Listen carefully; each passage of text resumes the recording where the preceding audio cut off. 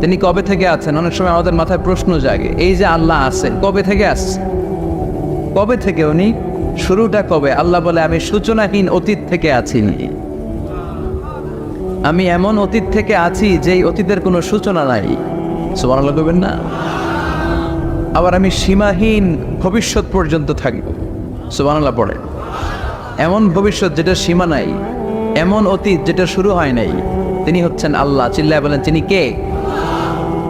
এজন্য আমরা বলি রাদিতু বিল্লাহি রাব্বা, রব হিসেবে আল্লাহ তোমারে পেয়ে আমরা খুশি। এই জন্য আমাদের ইবাদতের সব জায়গায় এই রবের নামের গুণগান আছে না নাই? আমরা যখন রুকুতে যাই আমরা পড়ি সুবহানা রাব্বিয়াল, আবার যখন আমরা সিজদায় যাই আমরা পড়ি সুবহানা রাব্বিয়াল আ'লা, রুকুতে গেলে সুবহানা রাব্বিয়াল আযীম, আবার যখন সিজদায় যাই তখন আমরা পড়ি সুবহানা রাব্বিয়াল আ'লা। আবার কবরের জীবন যখন আমরা শুরু করে দিব, কবরের প্রথম প্রশ্ন হবে তোমার রবের নাম কি? আমরা বলবো আল্লাহ আমারে রব,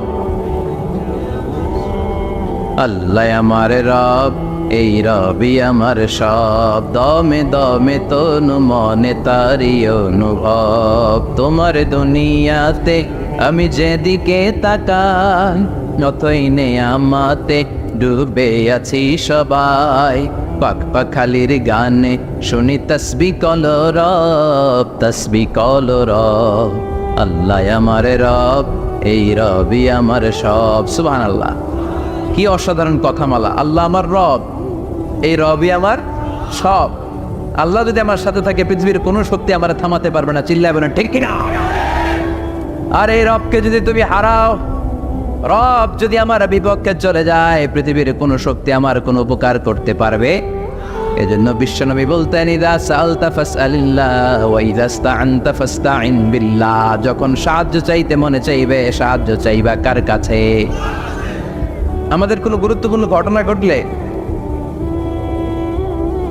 গুরুত্বপূর্ণ লাইফ ইভেন্ট ঘটলে, কিংবা আমরা কোনো বিপদে পড়লে সবার আগে আমরা ফেসবুকে শেয়ার দিই, ঠিক না? কথা কন। ফেসবুক অ্যাকাউন্ট নাই কার কার দেখি, ওই আল্লাহর ওলিদেরকে একটু দেখে রাখি। মাশাআল্লাহ, অনেকের নাই, অনেকের ফেসবুক অ্যাকাউন্ট নাই। তো এটাতে ভালো কাজে লাগানো উচিত। যেটাই আমরা করি এটা যেন ইসলামের পক্ষে যায়, ঠিক কিনা? মিন হুসনি ইসলামিল মারই তারকুহু মা লা ইয়ানিহি। ব্যক্তির ইসলামের সৌন্দর্য হচ্ছে যে অনর্থক কাজ ব্যক্তি করবে না। যে কাজে সওয়াব আছে, যে কাজে কল্যাণ আছে, ব্যক্তি শুধু ওই কাজটা করবে। চিৎকার করে বলেন ঠিক কিনা? অনর্থক কাজ করা ঠিক না, অনর্থক কথা বলা ঠিক না, অনর্থক সম্পদ নষ্ট করা ঠিক না, অনর্থক টাইম পাস করা ঠিক না। কারণ মুমিন জানে মা ইয়ালফিযু মিন কাউলিন ইল্লা লাদাইহি রাকীবুন আতীদ। মুমিনের জিহ্বা দিয়ে যা বের হয় তার প্রতিটি শব্দ পাই পাই করে হিসাব নেবে কে? আমাদের জীবনে অনর্থক কথা আছে না নাই? চায়ের দোকানে বসলে নিমসারে আছে নাকি এগুলা?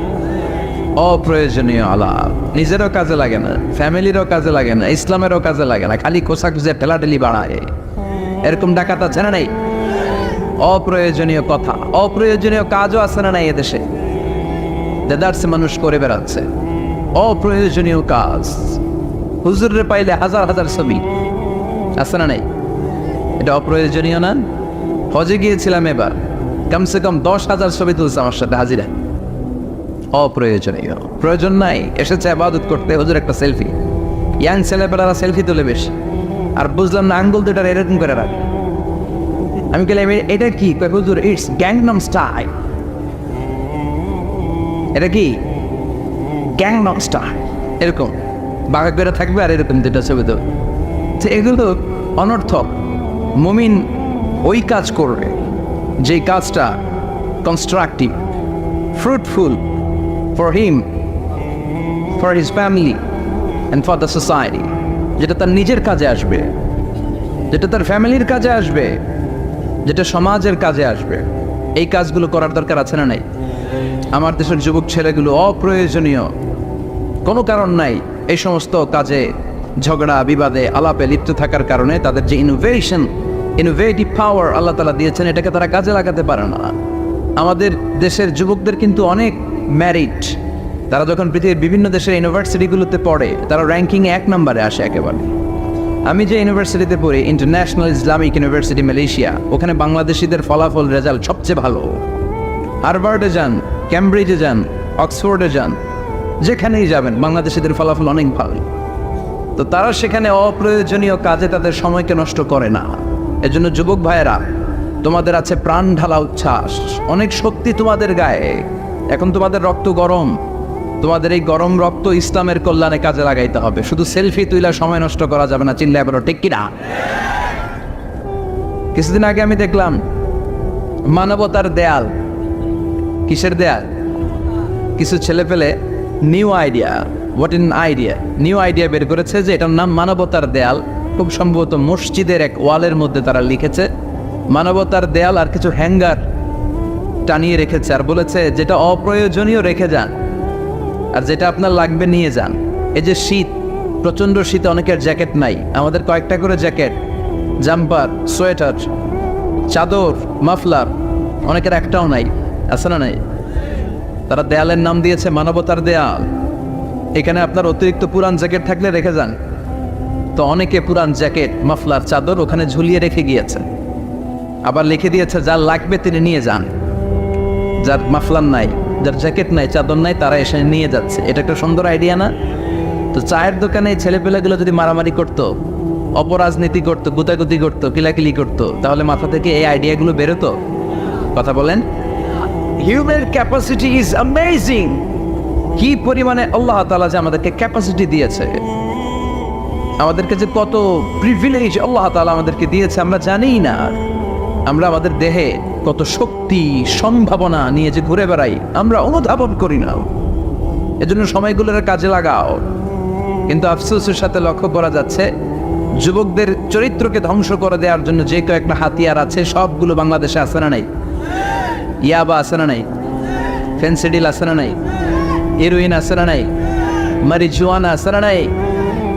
এই ফেন্সিডিল, ইয়াবা আগে শুনতাম ইউনিভার্সিটির ছেলেরা খাইতো, এরপরে নাইমা আসলো কলেজে, এরপরে হাই স্কুলে, এখন প্রাইমারি ছেলেদের হাতেও ইয়াবা ঢুকছে। চিল্লা এখন ঠিক কিনা? দেশের যুব সমাজ আজকে কোথায়? পর্নোগ্রাফি, এক একটা মোবাইল, এক একটা হিন্দি সিনেমার কারখানা। ইন্ডিয়ান নায়িকাদের কোমর দোলানো ডান্স আছে না নাই? স্মার্টফোন নিয়ে ছেলে স্মার্ট হয়, কিন্তু ইমান, আখলাক, চরিত্র সব শেষ। অপরাজনীতি, রাজনীতির নামে মন্দ, খারাপ, প্রতিহিংসামূলক ছাত্র রাজনীতি। নেতারা এই যুবক ছেলেদেরকে ইউজ করে, ওর বিরুদ্ধে ও মার, তুই ওরে মার, ওনারা থাকে অন্য জায়গায়, আছে না নাই? এভাবে আমাদের দেশের ছেলেদের চরিত্র, তাদের সম্ভাবনাকে আমরা নষ্ট করে দিচ্ছি। যুবক ভাইয়েরা, in the day of judgement, কিয়ামতের কঠিন ময়দানে আল্লাহ তাআলা 7 শ্রেণীর ব্যক্তিকে তার আরশের নিচে ছায়া দিবেন। এর মধ্যে এক শ্রেণী হচ্ছে তোমরা যারা যুবক, শাবুন নাশাআ ফি ইবাদাতিল্লাহ। ওই যুবক যারা তাদের যৌবনে, তাদের সময়টা, তাদের দিন, তাদের রাত তারা আল্লাহর ইবাদতে কাটিয়েছে। সুবহানাল্লাহ পড়েন। 7 শ্রেণীর মধ্যে 2টা শ্রেণী হলো যুবক। একটা হলো যৌবন সময়ে যারা আল্লাহর ইবাদতে রাত কাটায়, সময় কাটায়। আর দ্বিতীয় ওই যুবক, যে যুবককে কোনো নারী অন্যায় কাজের, অন্যায় প্রেম করার পরকীয়ার অফার দেয়, ওই অফারকে ক্যান্সেল করে ওই যুবক বলে ইন্নী আখাফুল্লাহ, আমি এই পরকীয়ার দিকে যেতে পারি না, কারণ আমার অন্তরে ভয় আছে একজনের, তিনি কে? যাদের হৃদয়ে আছে আল্লাহর ভয়, তারা কবু পথ ভুলে যায় না। আল্লাহর প্রেম ছাড়া এই দুনিয়ায় কারো কাছে কোনো কিছু চায় না। ঠিক কি না? রাতের আধারে যারা সেজদাতে রয়, দু চোখের স্রোতে নদী যেন বয়। আল্লাহু আকবার। তো তাহাজ্জুদ পড়বে কখন? ফজরে তো পড়তে পারে না, আছে না নাই? রাতের আধারে যারা সেজদাতে রয়, দু চোখের স্রোতে নদী যেন বয়। ছলনার হাতছানি যতই ডাকুক, পেছনে ফিরেও সে তাকায় না। যাদের হৃদয়ে আছে আল্লাহর ভয়, তারা কবু পথ ভুলে যায় না। আল্লাহর প্রেম ছাড়াই দুনিয়ায় কারো কাছে কোনো কিছু চায় না। চিল্লায় বলেন ঠিক কিনা? তার মানে প্রথম হচ্ছে এক যুবক, যেই যুবক তার যৌবনকালের সময়টা আল্লাহর ইবাদতে কাটায়। দ্বিতীয় হলো এমন যুবক পরকীয়ার অফার পেয়ে সে বলে আমি ভয়ে পাই একজনকে, তিনি কে? এজন্য যুবক, তোমার অন্তর আল্লাহর ভয় থাকতে হবে। তোমার সময়টা এমনি কাটানো যাবে না, ইবাদতে কাটাতে হবে, ঠিক কিনা? এজন্য আমরা নামাজের পরে বলি রাদিতু বিল্লাহি রাব্বা, আল্লাহকে রব হিসেবে পেয়ে আমরা খুশি। তারপরে বলি অবিল ইসলামি দীনা, ইসলামকেও দিন হিসেবে পেয়ে আমরা খুশি না বেজার? কথা কন, খুশি না? আপনি খুশি হইলে আপনার লাভ, খুশি না হইলে আপনার লস। ইসলামের বিজয়কে সমুন্নত করবে কে? ইসলামের পতাকা পত পত করে হোয়াইট হাউসের উপরও একদিন ঝুলবে। চিল্লায় বলেন ঠিক কিনা? আল্লাহ বলেন খবরদার, ফু দিয়ে ইসলামের বাতি তোরা নিভাতে পারবি না। ইউরিদুনা লিউতফিউ নূরাল্লাহি বিআফওয়াহিহিম ওয়াল্লাহু মুতিম্মু নূরিহি ওয়ালাউ কারিহাল কাফিরুন। ইসলাম বিরোধীরা চায় মুখের ফুৎকারে ইসলামের বাতিকে নিভিয়ে দিতে। আল্লাহ বলে খবরদার, ষড়যন্ত্র করে লাভ নাই, ইসলামের বিজয় আমি নিশ্চিত করে দেব। স্যামুয়েল হ্যান্টিংটন একটা বই লিখেছে, দ্য ক্লাশেস অফ সিভিলাইজেশন। এই বইতে তিনি বলেছেন এই যে সভ্যতার সংঘাত, এত সভ্যতা, চায়না সভ্যতা, আর্য সভ্যতা, বৈদিক সভ্যতা, সিন্ধু সভ্যতা, মহেঞ্জোদারো সভ্যতা, ইরাকীয় সভ্যতা, মিশরীয় সভ্যতা, একটার পর একটা সভ্যতা পৃথিবীতে এসেছে, একটার পর একটা সুপার পাওয়ার। এখন সুপার পাওয়ার হচ্ছে ইউনাইটেড স্টেটস অফ আমেরিকা, ধারণা করা হচ্ছে এরপরে চায়না হবে সুপার পাওয়ার, আবার অনেকে বলছে এরপরে ইন্ডিয়া হবে সুপার পাওয়ার। এভাবে একটার পর একটা সুপার পাওয়ার যাওয়ার পরে সর্বশেষ যে সুপার পাওয়ারটা পৃথিবীর বুকে মাথা উঁচু করে দাঁড়িয়ে থাকবে সেটার নাম হচ্ছে ইসলাম। সেটার নাম কি? তার নমুনা গোটা বিশ্বব্যাপী আছে না নাই? ইসলামকে যত দমাইতে চায় এটা আরো উপরের দিকে ওঠে। সুবহানাল্লাহ কইবেন না? ইসলামের বৈশিষ্ট্য হচ্ছে চারা বীজের মতো। চারা বীজ তো আপনারা চিনবেন, নিমসালের মানুষ। বীজ, ইসলাম হচ্ছে বীজের মতো। ইসলামের শত্রুরা ইসলামকে মাটিতে গেড়ে দিতে চায়, কিন্তু ইসলাম হচ্ছে বীজের মতো, চারা বীজ। চারা বীজ মাটিতে গেড়ে দিলে কি হয়? কথা কর, আরো গজিয়ে ওঠে, মাটি ফেড়ে উপরের দিকে উঠে চিৎকার করে বলে ঠিক কিনা? ইসলাম হচ্ছে টিউবের মতো। টিউব, পুকুরে যারা নতুন সাঁতার কাটতে যায় ডুবে যাতে মারা না যায়, টিউব নিয়ে সাগরের মধ্যে নামে। এই টিউবকে যত আপনি পানির নিচে ডুবাতে চাইবেন, টিউব আর উপরের দিকে ভেসে ভেসে উঠে। সুবহানাল্লাহ পড়ে। ইসলামরে তো ওরা চিনে নাই। ইসলাম হচ্ছে চারা বীজের মতো, ইসলাম হচ্ছে টায়ারের টিউবের মতো। এটার যতই নিচের দিকে নামাইতে যায়, এটার বৈশিষ্ট্য হচ্ছে এটার ধাক্কা মারলে এটার উপরের দিকে ওঠে। সুবহানাল্লাহ কইবেন না? গোটা বিশ্বব্যাপী আজকে ইসলামের গণজোয়ার, হাজার হাজার লোক কালিমা পড়ে মুসলমান হচ্ছে। গত কিছুদিন আগে আফ্রিকাতে এক লোক এক গ্রামের কয়েক হাজার মানুষকে এক ময়দানে দাঁড় করিয়ে একসাথে শাহাদাতের বাণী পাঠ করিয়ে মুসলমান বানায় ফেলছে। এই আফ্রিকার বুকে এতদিন আমেরিকার কাজ ছিল, এটারে বলে Tansir, Christian missionary. Lakh lakh dollar দিয়ে আফ্রিকার দেশগুলোর মধ্যে গরিব গরিব মুসলমানগুলোর তারা নাসারা বানাতো। এই বিষয়টা যখন মুসলিম স্কলারদের নজরে এলো, এখন গোটা বিশ্বের সব মুসলিম স্কলাররা আফ্রিকায় যে ইসলামের দাওয়াতকে প্রচার করে দিচ্ছে। গ্রামকে গ্রাম খ্রিস্টান সম্প্রদায় লা ইলাহা ইল্লাল্লাহ মুহাম্মাদুর।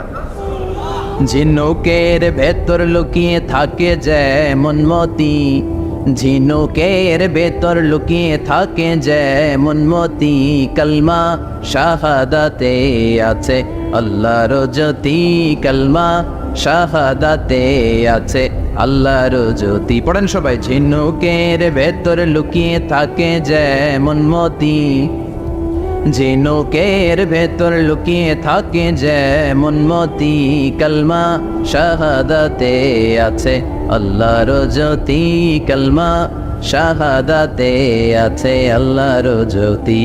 ঠিক কিনা? এই জ্যোতি যদি একবার কারো হৃদয়ের মধ্যে স্থান করে নেয়, এই নুরানি আলোর ছোটা যদি কারো হৃদয়ের মধ্যে জায়গা দখল করে নেয়, পৃথিবীর কোনো মতাদর্শ তার অন্তরের মধ্যে আর থাকতে পারে? গ্রামকে গ্রাম আফ্রিকাতে এখন কালিমা পড়ে পড়ে মানুষ মুসলমান হয়ে যাচ্ছে। সুবহানাল্লাহ পড়ে। একদিন আমেরিকার হোয়াইট হাউসের উপরেও কালিমার লা ইলাহা ইল্লাল্লাহর পতাকা পতপত করে উড়বে, চিল্লায় বলেন ঠিক কিনা? এজন্য আমরা বলি ওয়াবিল ইসলামি দীনা, ইসলামকে ধর্ম হিসেবে পেয়ে আমরা খুশি না বেজার?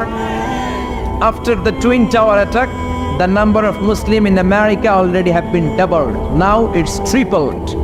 টুইন টাওয়ার অ্যাটাকের আগে আমেরিকা যত মুসলমান ছিল, এটা গত কয়েক বছর ধরে ছিল ডবল, এখন এটা ট্রিপল হয়ে গেছে। মানে টুইন টাওয়ার অ্যাটাকের আগে আমেরিকায় মুসলমানের সংখ্যা যা ছিল, এখন এটা 3 গুণ বাড়ছে।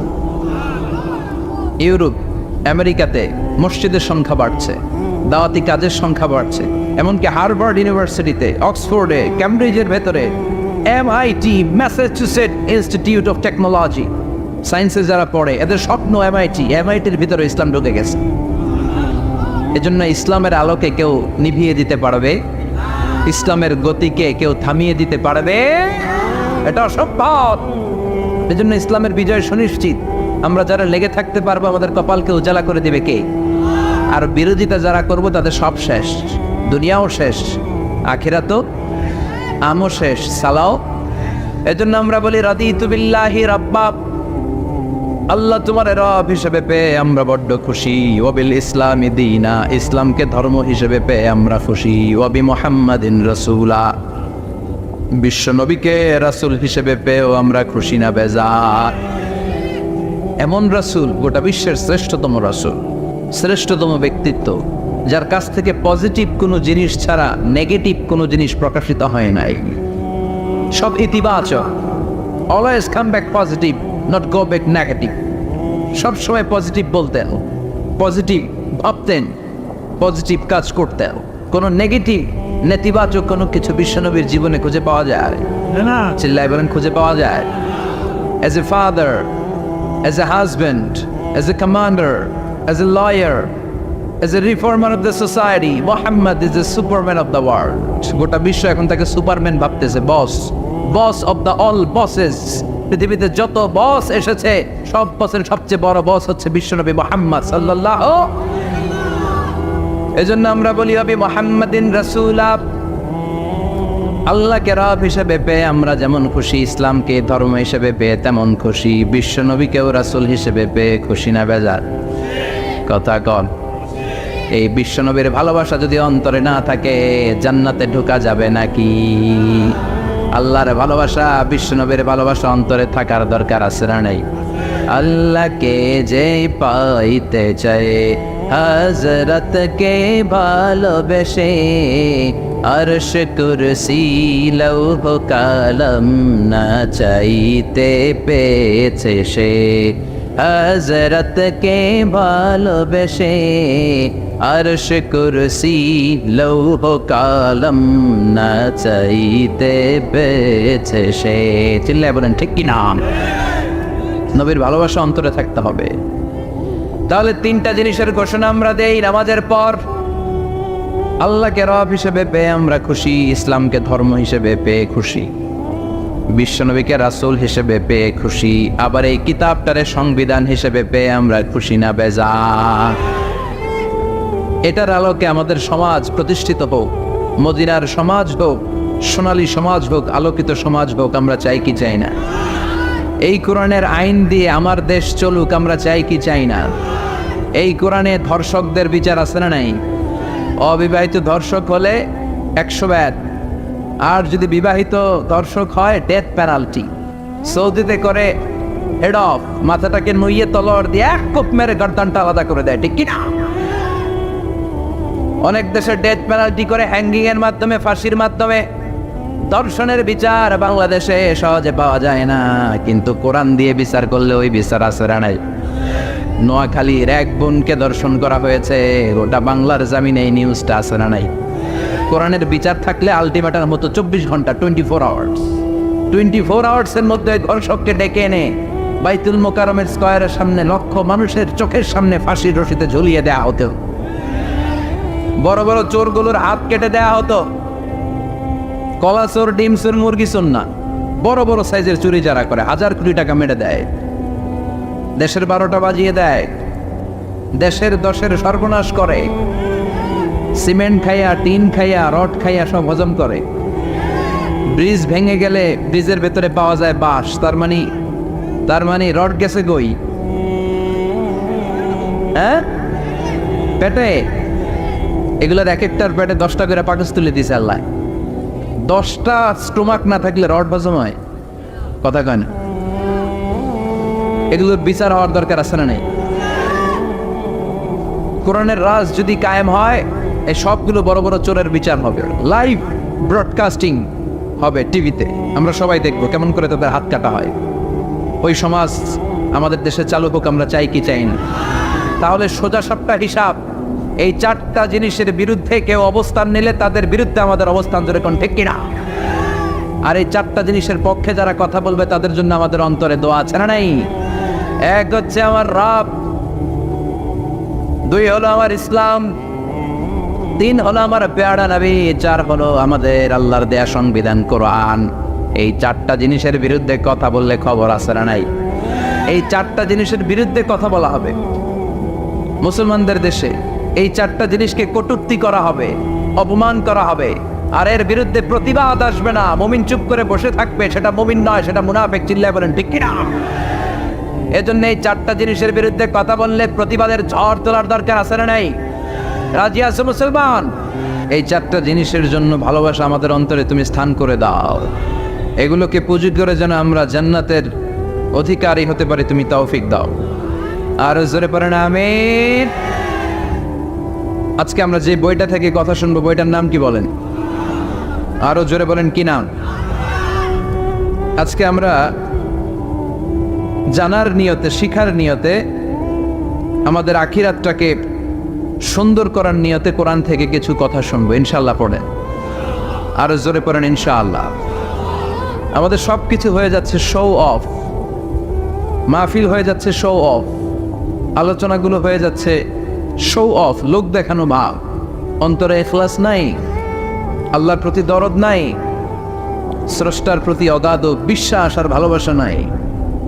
আমাদের ডে টু ডে লাইফের চিত্র যদি আমরা খেয়াল করি তাহলে দেখবো our spirituality is going down, our লিল্লাহিয়াত ইখলাস ইজ গোয়িং ডাউন।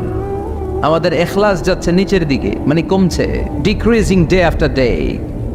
কিন্তু our greed, our jealousy, our arrogance, আমাদের অহংকার, আমাদের ক্ষমতার প্রতি লোভ, আমাদের হিংসা, এগুলো দিন দিন উপরের দিকে যাচ্ছে। চিল্লায় এখন ঠিক কিনা? এই তাফসির মাহফিলগুলোর মূল উদ্দেশ্য হচ্ছে আমাদেরকে রাইট ট্র্যাকে নিয়ে আসা। We should come back to the right track. Train যদি লাইনচ্যুত হয়, অ্যাক্সিডেন্টের সম্ভাবনা আছে না নাই?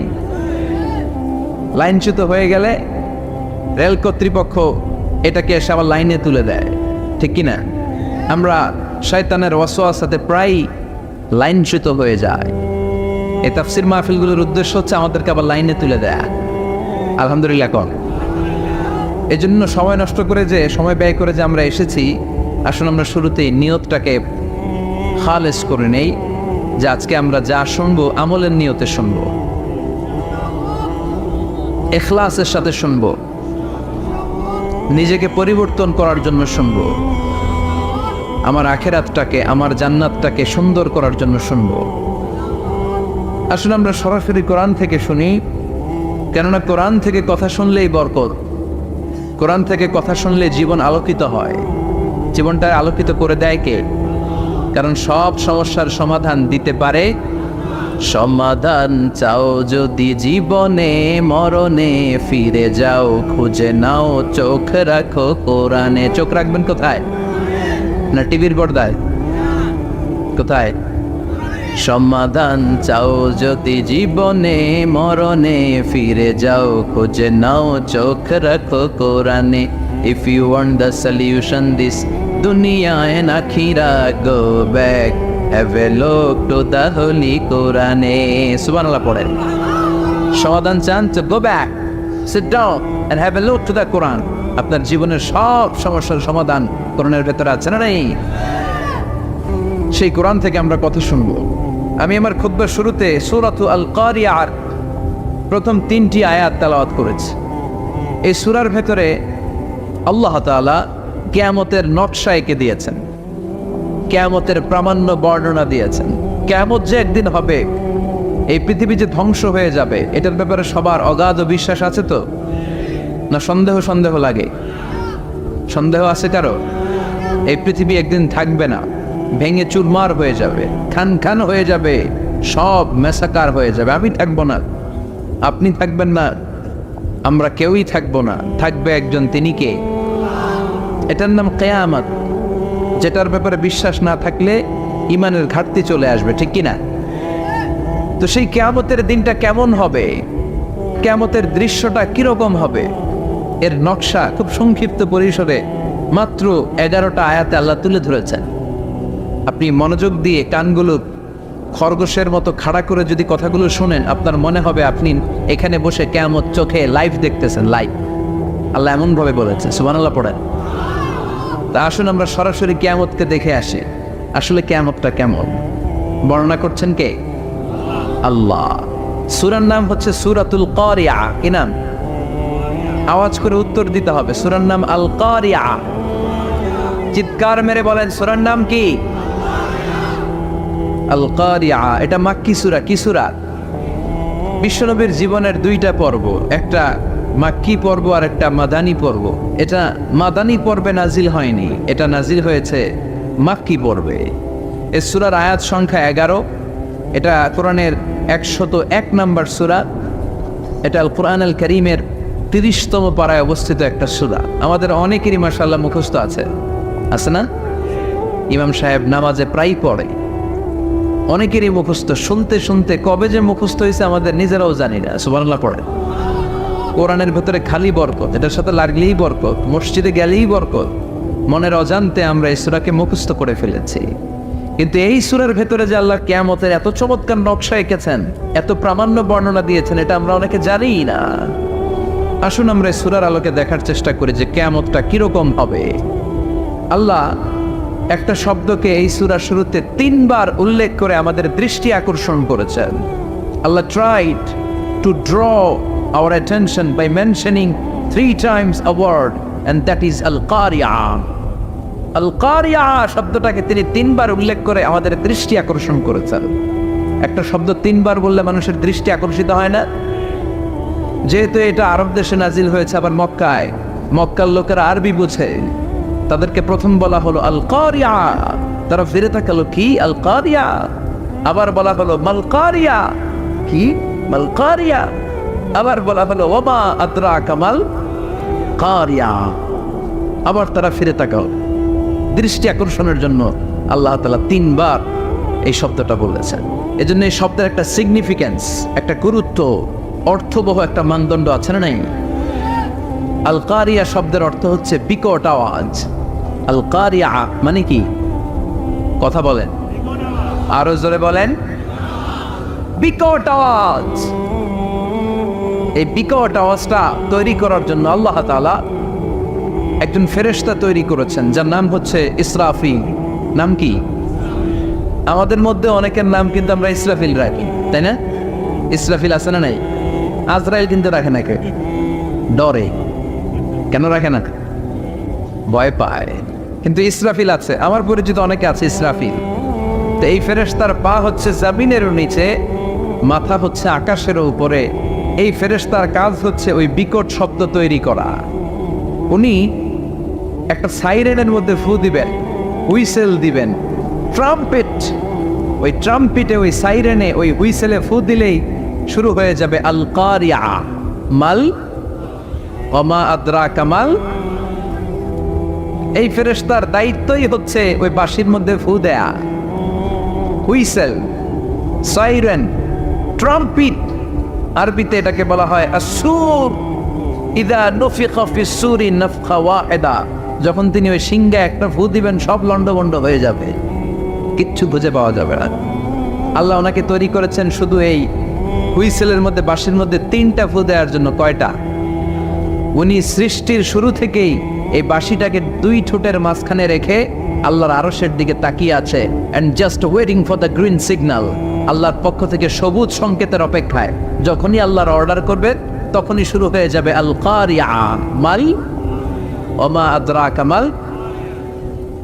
সৃষ্টির শুরু থেকেই ইসরাফিল ফেরেশতা বিশাল সিংহাটাকে দুই ঠোঁটের মাঝখানে করে আরশের দিকে তাকিয়ে আছে, কখন আল্লাহ অর্ডার দিবে। অর্ডার দিতে দেরি, ফুৎকার দিতে দেরি নাই, ঠিক কিনা? বিকট আওয়াজ, গগন বিদারী শব্দ, প্রচন্ড একটা সাউন্ড, জাইগান্টিক সাউন্ড, যে আওয়াজ, যে শব্দ কেউ শোনে নাই।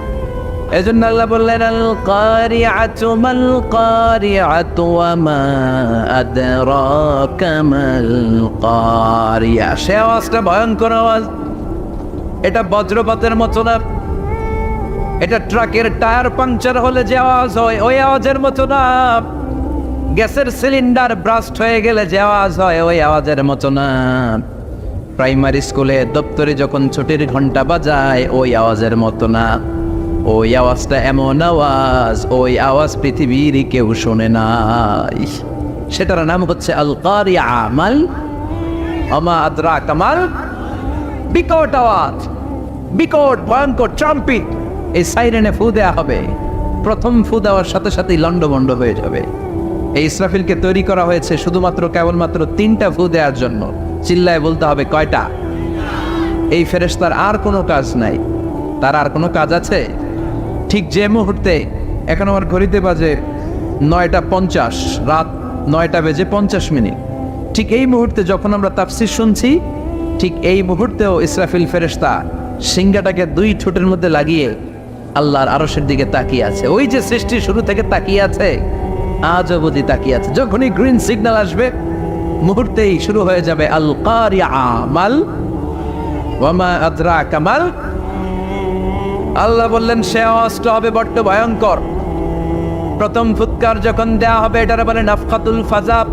দুনিয়ার সব মানুষগুলো অবাক হয়ে যাবে, পুরো পৃথিবীটা কেঁপে উঠবে, পৃথিবীর বিল্ডিং গুলো দুমড়ে মুচড়ে পড়বে, পৃথিবীর বড় বড় যত পাহাড়গুলো আছে তুলার মতো বাতাসে পাহাড়গুলো তুলিত হতে থাকবে। আল্লাহু আকবার।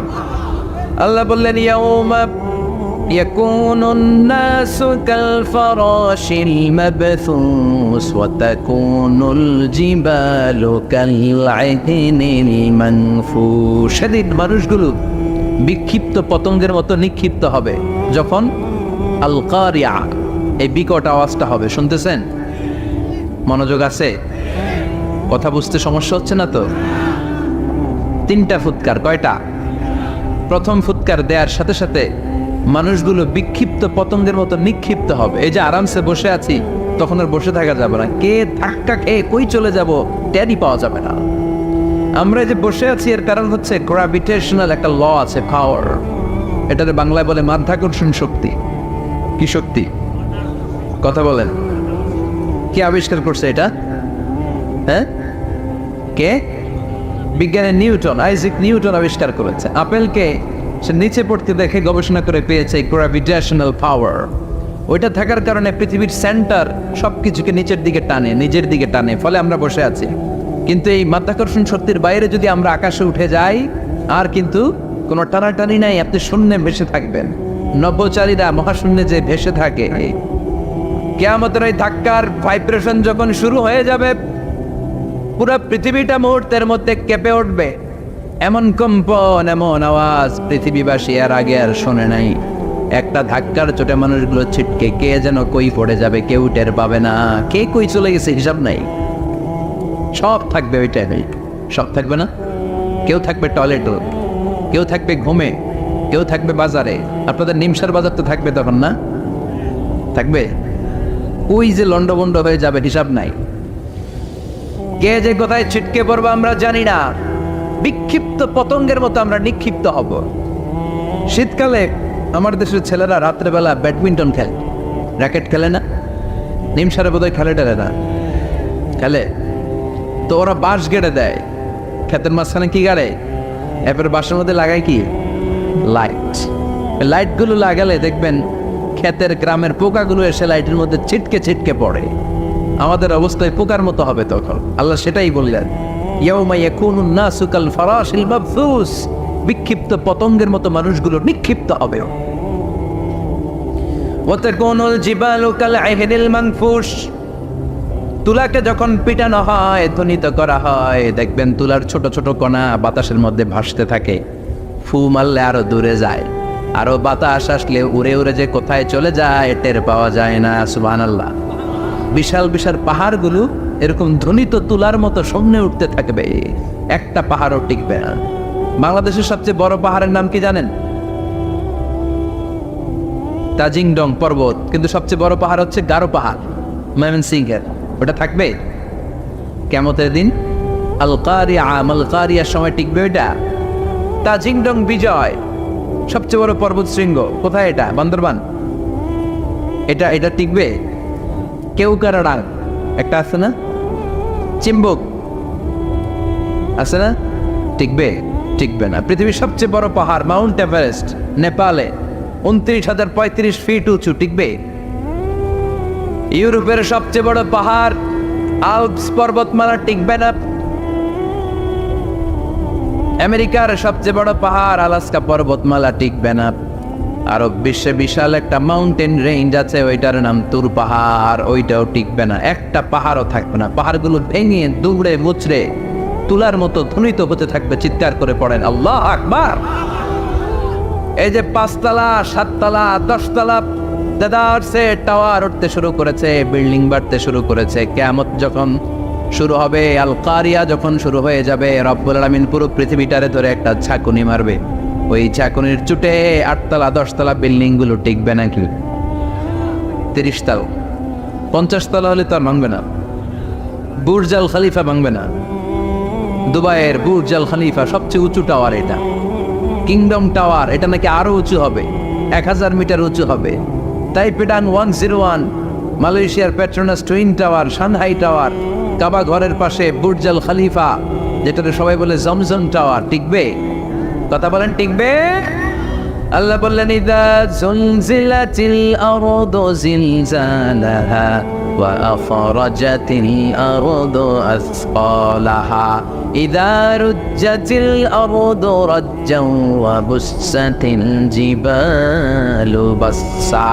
সেদিন পৃথিবীটারে কাঁপিয়ে দেয়া হবে, পুরো পৃথিবী নড়ে চড়ে উঠবে, টাওয়ারগুলো ভেঙে খান খান, পাহাড়গুলো ভেঙে দুমড়ে মুচড়ে যাবে, মানুষগুলো বিক্ষিপ্ত পতঙ্গের মতো নিক্ষিপ্ত হবে।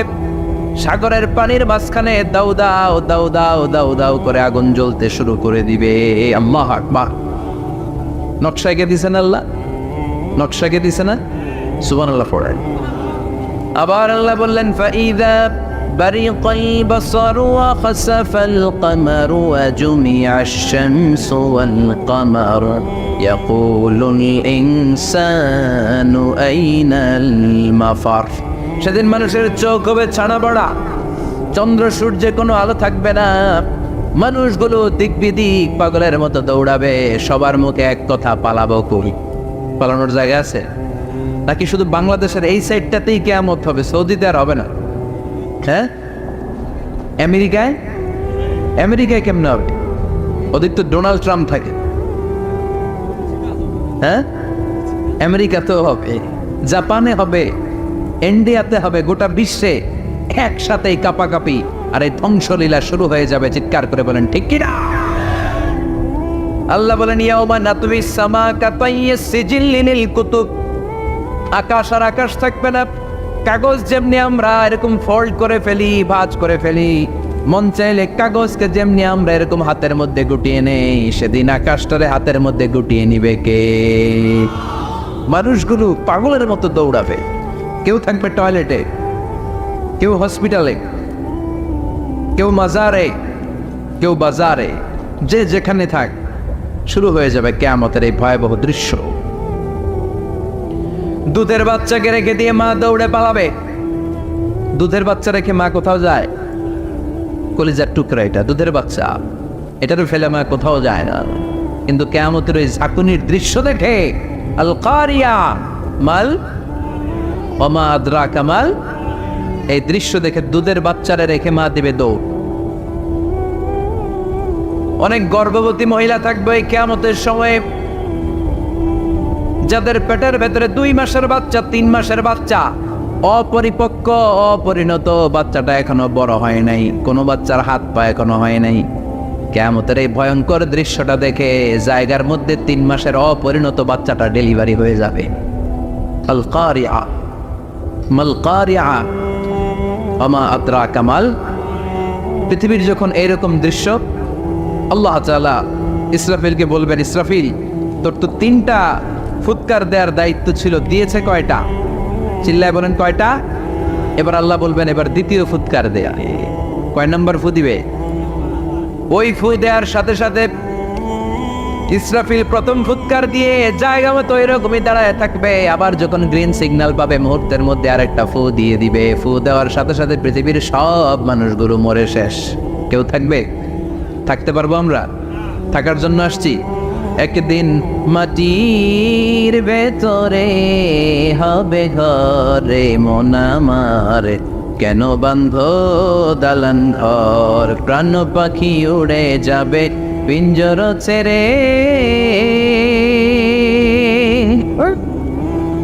ধরা ধামে সবই রবে তুমি যাবে চলে, বন্ধু বান্ধব যত মাতা পিতা দ্বারা সুত সবই হবে তোমার পরে মন আমার, কেন বান্ধ দালান ঘর, একদিন মাটির ভেতরে হবে ঘরে মন আমার, কেন বান্ধ দালান ঘর। ঠিক কিনা?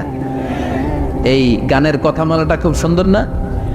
আখিরাতের রিমাইন্ডার আমাদেরকে দেয়। এই যে দুনিয়া দুনিয়া, টাকা পয়সা আরো লাগবে, আরো কামাবো, এটাতে আমার হবে না, আরো চাই আরো চাই। এই প্রতিযোগিতা, এই কম্পিটিশন, ওর 5 তলা আমার লাগবে 7 তলা, ওর আছে 20 লাখ আমার লাগবে 30 লাখ, প্রতিযোগিতা আছে না নাই? এগুলো আমাদেরকে পাগল বানিয়ে দিয়েছে, মহাচ্ছন্ন করে ফেলেছে। পৃথিবীটা আসলে একটা মরিচিকা, ধোঁকা, লোভ লালসা, আজ আছে কাল নেই। 2 নম্বর ফুৎকার দেওয়ার সাথে সাথে পৃথিবীর সব শেষ। মালাকুল মাউত পৃথিবীর সব মানুষের রূহ কবজ করবে। আল্লাহ বলবেন, মালাকুল মাউত আখবিরনি মাইয়াবকা, আমাকে বল আর কে আছে। মালাকুল মাউত বলবে পৃথিবীর সব মানুষের রূহ কবজ করে শেষ, কেউ নাই। মানুষবিহীন পৃথিবী, মানুষের কোলাহলে পৃথিবীটা মুখরিত থাকতো এতদিন। গোটা পৃথিবীব্যাপী মানুষের কোলাহল, ওই যে সাইয়েদনা আদম থেকে শুরু হয়েছে, আর থামে নাই। মানুষ আর মানুষ, মানুষ আর মানুষ, মানুষ আর মানুষ, সব মানুষ শেষ। আল্লাহ আশরাফুল মাখলুকাত একটারেও রাখি নাই, সব শেষ। শুধু আছে জিন জাতি।